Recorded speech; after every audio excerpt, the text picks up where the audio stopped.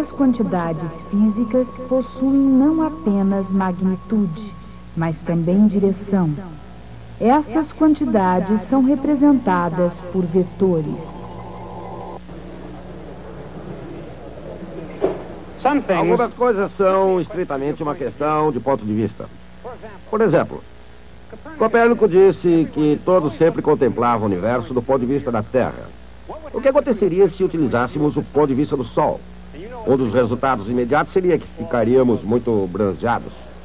Obviamente, o seu ponto de vista não deve ser menosprezado. Uma vez escolhido um determinado ponto de vista, pode-se precisar de um meio de descrever exatamente onde se encontra alguma coisa, em que direção ela está indo. Como fazer isso? Por exemplo, os jogadores de xadrez possuem uma maneira de dizer exatamente onde no tabuleiro está cada peça e de que maneira ela se move. Crianças brincando de batalha naval sabem como descrever onde está cada coisa.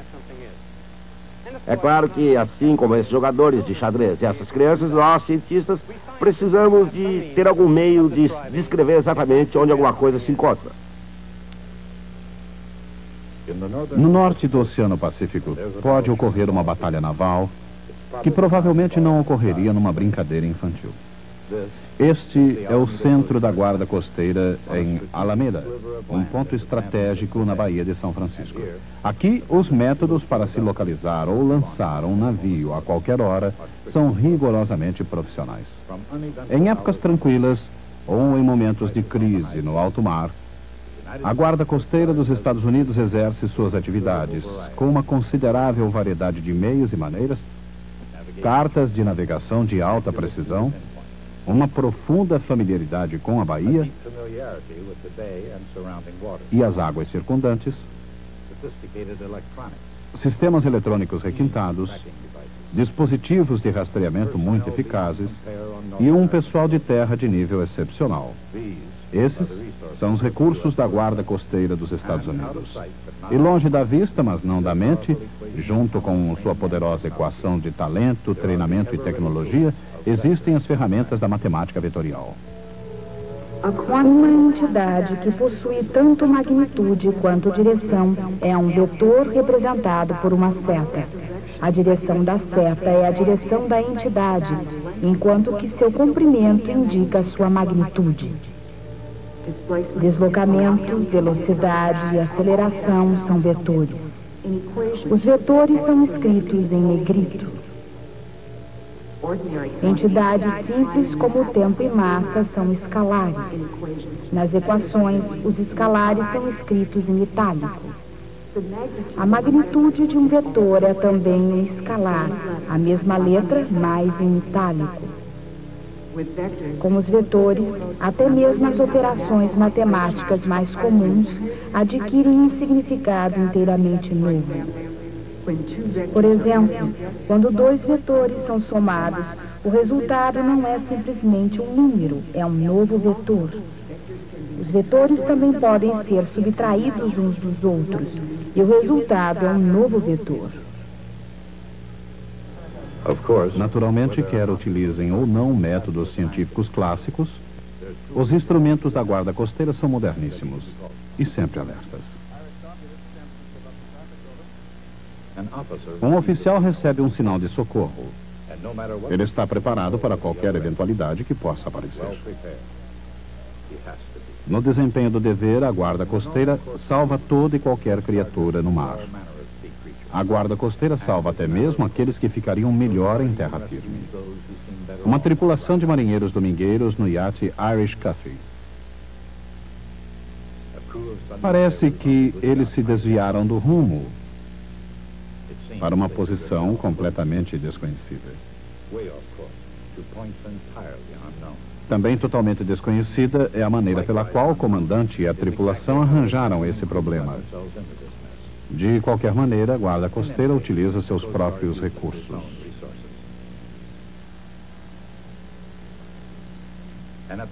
Com o girar de uma chave,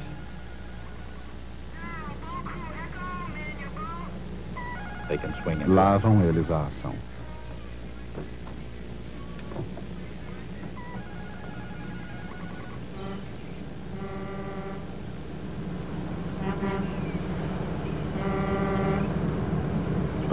Mas espera um pouco. Essa abordagem talvez não seja necessária. Do ponto de vista da tripulação, pelo menos enquanto houver comida e bebida, a situação ainda não é de crise no Irish Coffee. Malcolm Bogart e Percival Flynn, homens corajosos, recebem inspiração do seu líder, o Capitão Duke. Quer o perigo seja imediato ou potencial, a guarda costeira não brinca em serviço. Irish Coffee, this is San Francisco Coast Guard. Location and nature of distress, over. This is the Irish Coffee. Repeat, we're in trouble and we're someplace off the coast of San Francisco. Irish Coffee to San Francisco Coast Guard. Request you monitor channel 13 and contact us every 15 minutes, over. Great. Not only are we not sailors, we're not map readers either. Well, it's got to be in the blue part, right? Because that's where we are. We're on the, we got to be in the blue. Being carelessly lost. Estar perdido no mar não é brincadeira. E um convidado desinformado pode tornar a situação no mínimo perigosa. Especialmente quando essas coordenadas estão no mapa rodoviário de São Francisco. De qualquer maneira, podemos aprender algo aqui. Essas linhas formam uma rede retangular, ao menos tão retangular quanto a superfície esférica da Terra o permite. Qualquer ponto desse mapa pode ser localizado, determinando-se sua posição horizontal e vertical. Por exemplo, imaginemos algum local do mapa marcado com um ponto vermelho. Suponhamos que o ponto vermelho tenha a coordenada horizontal x de menos 150 quilômetros. E suponhamos que sua coordenada vertical, y, tenha menos 124 quilômetros. Quaisquer que sejam as distâncias na Terra, no mar ou no ar, um sistema de coordenadas é vital para qualquer mapa. Os mapas de ruas das grandes cidades geralmente utilizam quadriculados, como o mapa da cidade de Nova York. Cada mapa possui o seu próprio sistema de coordenadas. Mas até mesmo no caso de locais famosos como Central Park, Boston Common, ou a Casa Branca na Avenida Pensilvânia, os mapas podem confundir uma pessoa que não esteja familiarizada com um sistema retangular de coordenadas. Naturalmente, para o carteiro, o bombeiro, o entregador ou o motorista de táxi, esses quadriculados são simplesmente uma maneira de se ir de um lugar para outro. Mas para alguns, encontrar o seu caminho pelo mundo é um verdadeiro desafio. Um desafio semelhante ao enfrentado por homens que realmente compreenderam o significado da palavra coordenadas. Na história da matemática, René Descartes e Pierre de Fermat escreveram o primeiro capítulo sobre sistemas de coordenadas no século XVII. Esses sábios franceses desenvolveram um engenhoso esquema interrelacionado à geometria e à álgebra. Ao mesmo tempo, mas do outro lado do Canal da Mancha, John Wallis desenvolveu uma teoria que seguia uma linha semelhante. Embora Carl Friedrich Gauss tenha posteriormente inventado o termo, Wallis foi o primeiro a introduzir a ideia do número complexo. Em seu livro Álgebra, Wallis representou um número complexo A mais B, I, por exemplo, medindo a parte real A ao longo de um eixo horizontal e a parte imaginária, B, ao longo de um eixo vertical. Ainda hoje, os números num mapa quadriculado podem parecer complexos. Se nas ruas das cidades as pessoas podem sentir-se desorientadas, imaginem a dificuldade daqueles estranhos no mar.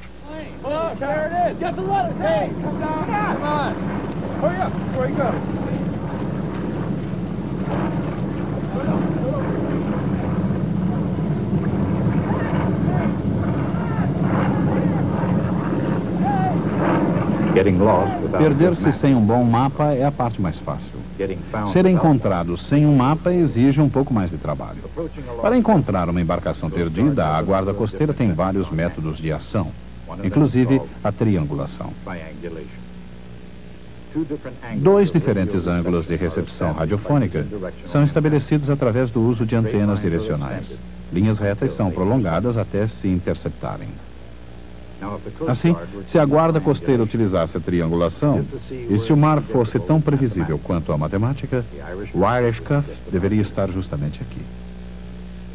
Isto é, ele estaria aqui se tivesse estabilidade suficiente para se manter num local. Isso seria esperar demais, porque, à mercê das correntes, as embarcações flutuam à deriva por todo o mar. Saber sua localização num determinado momento e local não é o suficiente. A guarda costeira necessita a direção e a velocidade de deriva do Irish Cuff. Em que direção? Com que velocidade? Embora o comandante adote uma abordagem novelesca, ele não encontrará respostas nas páginas do Moby Dick. Como não se vê sinal de buscas, outro sinal de socorro não deverá fazer mal algum.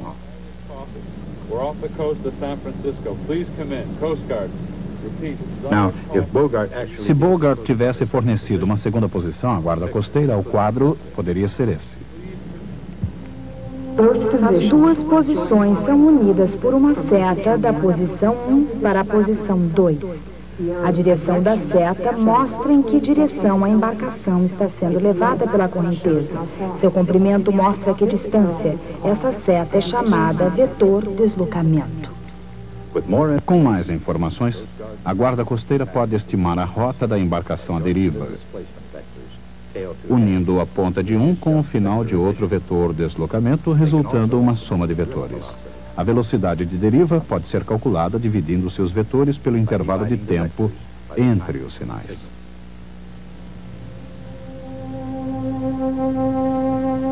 Um vetor pode ser multiplicado por um escalar. Este novo vetor terá o mesmo sentido, caso o escalar seja positivo. Mas sua magnitude poderá ser diferente.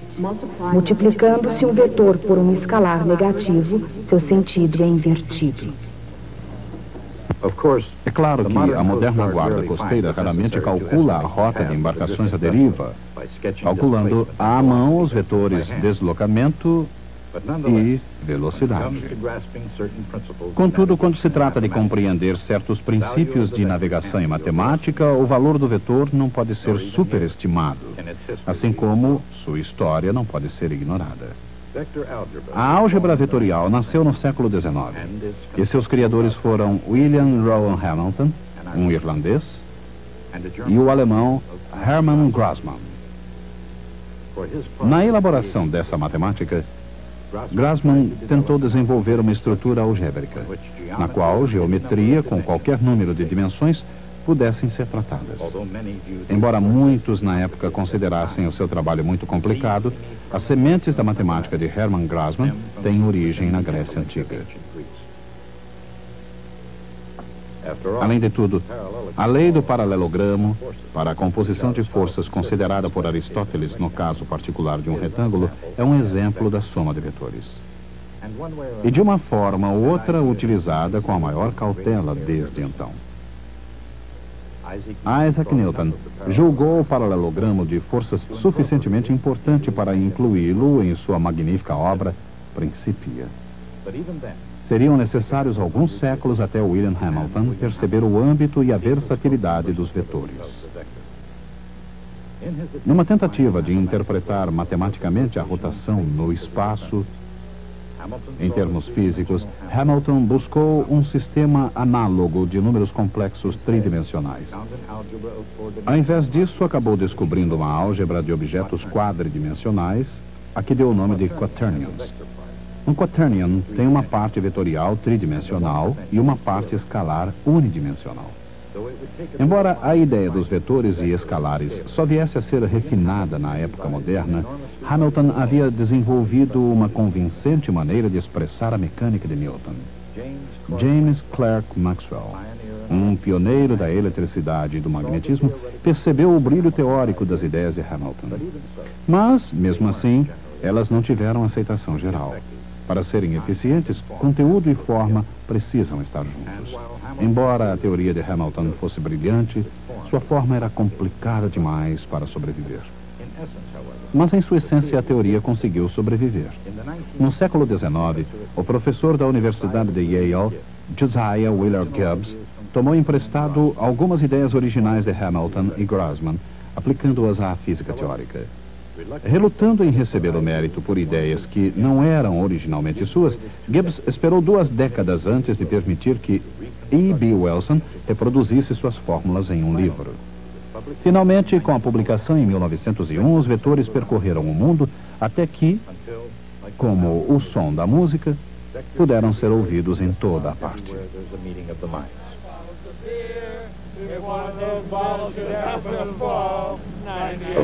Naturalmente, a álgebra vetorial, como a notação musical, exige uma certa prática.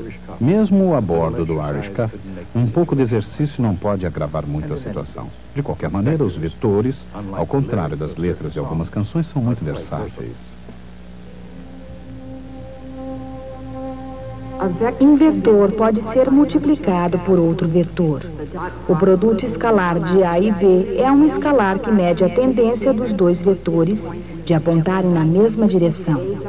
A vezes B é igual ao comprimento de A vezes o comprimento de B, vezes o cosseno do ângulo entre eles. Quando A e B são perpendiculares entre si, seu produto escalar é 0. O produto escalar de um vetor por ele mesmo é o quadrado do seu comprimento.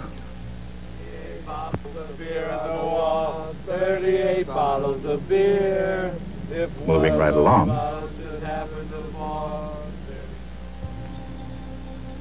O produto vetorial de 2 vetores é um novo vetor, perpendicular ao plano dos 2 vetores originais. Seu comprimento é numericamente igual à área do paralelogramo formado pelos vetores originais.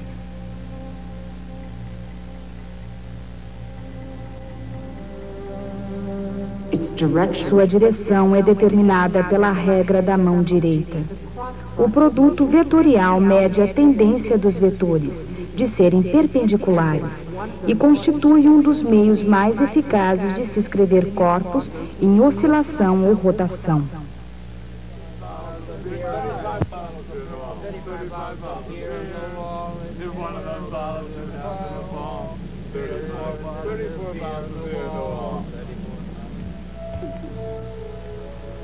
A álgebra vetorial utiliza 2 vetores unitários perpendiculares entre si, I e J. O pequeno circunflexo sobre o vetor indica que o seu comprimento é 1. O vetor desde a origem até o ponto de coordenadas x, y é a soma de 2 vetores perpendiculares, um vetor horizontal x, y e um vetor vertical y, j.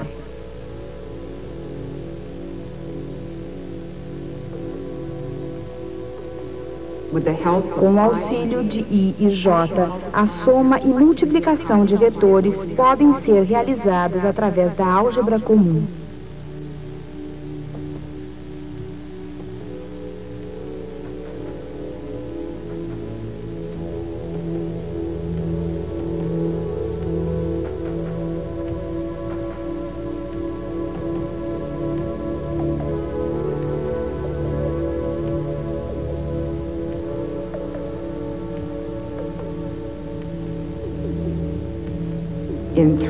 Num espaço tridimensional, é utilizado um terceiro vetor K.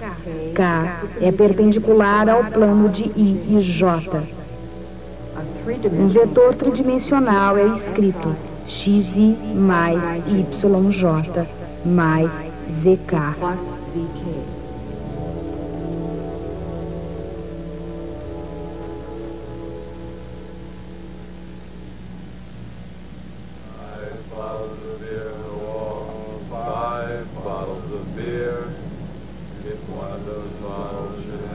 Uma canção se propagando é uma coisa. Uma embarcação em movimento é outra muito diferente, especialmente quando está à deriva no mar. Lembre-se, antes do primeiro sinal de socorro, o vento estava calmo, o mar sereno, o dia perfeito para se divertir. Mas o tempo muda. E o Irish Cuff não está onde deveria, e também já não é o mesmo. No mar, o vento é uma força que não pode ser ignorada. Como a velocidade do vento tem magnitude e direção, isso significa que ela é uma quantidade vetorial. O mesmo acontece com a velocidade da corrente aquática. E agora, navegando à deriva, com vento e corrente fortes, sem saber para onde, pode ser perigoso.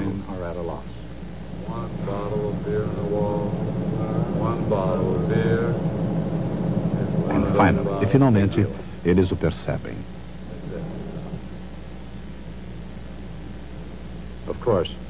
É o fim. E é claro que se o comandante tivesse inclinações matemáticas, tentaria ajudar a guarda costeira. Ele determinaria a posição de sua embarcação, talvez 150 quilômetros a oeste e 124 quilômetros ao sul da base de Alameda, da guarda costeira. Calcularia a velocidade do vento, digamos 40 quilômetros horários soprando do sul. Determinaria que sua embarcação estava sendo impulsionada a uma velocidade média de 2 quilômetros por hora na direção norte. Mas como os homens puderam perceber, o capitão Duke poderia ser chamado de muitas coisas, mas não de matemático. Não o critiquemos, no entanto.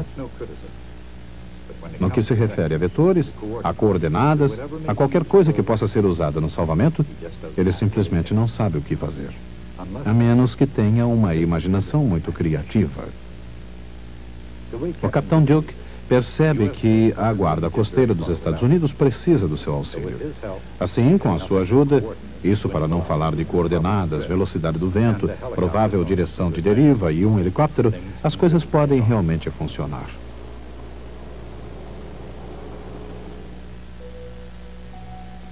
O capitão Duke acredita que o piloto tem combustível suficiente a uma velocidade máxima de 125 km por hora para permanecer no ar durante 4 horas. Isso significa aproximadamente 2 horas para ir, 2 para voltar e 250 km de raio de ação, não mais. Será que o helicóptero conseguirá chegar ao Irish Cuff? E não menos importante, será que o piloto conseguirá voltar à base? O vento carrega o helicóptero para o norte a 40 km por hora, 80 km para o norte em 2 horas. Se o piloto voasse ao longo de um desses vetores, acabaria ultrapassando seu raio de ação. Não poderia ir mais longe, pois não poderia contar com um vento a favor constante para impulsioná-lo em sua viagem de volta à base. Mas a situação não é tão grave quanto parece. Por quê? Porque o Irish Cuff também está derivando para a direção norte a 2 km por hora. Dentro de 2 horas, terá se afastado 4 km para o norte, o que o levaria para o limite do alcance do helicóptero. Levando em conta a velocidade do ar, a velocidade do vento, a velocidade da deriva, o piloto calcularia a direção do voo adequada e chegaria ao Irish Cuff. Mesmo com a imaginação do comandante, isso seria possível?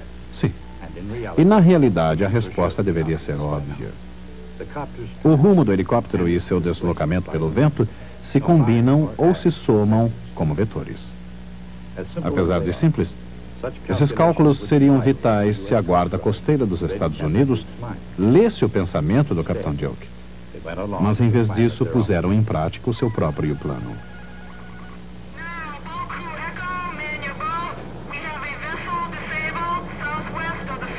O Irish Cuff está ao sul das Ilhas Farallon, próximo à Baía de São Francisco, a uma distância muito pequena. Assim, dentro de pouco tempo, o comandante e sua tripulação estarão salvos. Muito antes que se acabe seu estoque de comidas e bebidas, eles estarão em terra seca e até que aprendam suas lições de navegação, sem mencionar cálculo vetorial, esse é exatamente o lugar em que devem ficar. Antes de Copérnico, o centro da Terra era o centro do universo. Aliás, no mundo aristotélico, a própria ideia de lugar não tinha significado, exceto quando se queria informar sua posição referida ao centro da Terra. Quando Copérnico entrou em ação, o que ele fez foi aplicar rotineiras operações matemáticas, escrevendo as equações das órbitas planetárias no diferente sistema de coordenadas. O mundo jamais seria o mesmo. Mas isto é uma afirmativa enganadora. Dá a impressão de que o importante é ter o sistema de coordenadas correto. A verdade é justamente o oposto. Todos os sistemas de coordenadas são bons. Copérnico diz que a origem deve estar no Sol. A guarda costeira diz que a origem deve estar em sua estação coordenadora. E ambos estão igualmente certos. Podemos dizer isso de maneira mais profunda. As leis da física são exatamente as mesmas em qualquer lugar. As leis de Newton funcionam tanto na nebulosa do Caranguejo quanto em Kansas City. E porque nós acreditamos nisso, precisamos de uma forma de expressar essas leis, que se aplicam da mesma forma em todos os sistemas de coordenadas. E essa maneira é através dos vetores. A ideia de um vetor é desconcertante, porque um vetor possui um tamanho e uma direção, mas não ocupa um lugar. Mas isso é exatamente o que precisamos para representar leis que são iguais em todos os lugares. Na próxima aula, analisaremos uma equação vetorial, que é o núcleo da compreensão do mundo.